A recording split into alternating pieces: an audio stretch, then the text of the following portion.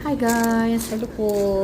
Yan, papunta ako sa beach pero bago marating dun sa paliguan na pinupuntahan namin is ayan, maglalakad ako ng medyo malayo-layo pero ito may joggingan area tsaka bisikleta. So dito madalas nagpupunta yung mga gusto mag-jogging, gusto mag-bike. Pero mahaba po kasi yan eh. Masyadong mahaba talaga yan. 3,400 meters from the starting point. So, hi guys. Yung mga videos namin sa beach mamaya i-upload ko din.